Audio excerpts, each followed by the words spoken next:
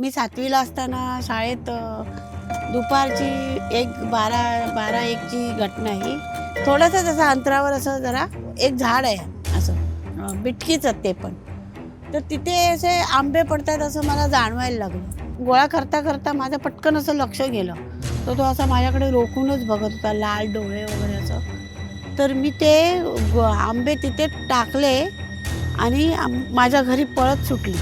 Revdanda beach जो main gate आहे, तर तिथूनच त्या स्मशानभूमीच्या साईडने असा रस्ता तिथे जायचा, तिथे आमचा होमस्टे होता. ती म्हणजे बाई होती, प्रॉपर माणूसच होता, थोडी वेळ लागली होती तिला, पण ती त्या स्मशानभूमीतच राहायची. रात्री आम्ही बीचला जायला निघालो आणि नेमकं आम्ही तिथे पाय ठेवला आणि ती लाईट गेली. जशी ती लाईट गेली ना, प्रत्येकाच्या आता पण आम्ही बोललो का अंगावर काटा येतो लगेच. मग आम्हाला पण बडबड केली, तुम्ही कशाला इथे रात्रीचं थांबता. आम्ही तो ॲक्च्युली स्पॉटच सोडला तेव्हापासून. फुल व्हिडिओ पाहायला डिस्क्रिप्शनमध्ये लिंक आहे, नक्की जाऊन बघा.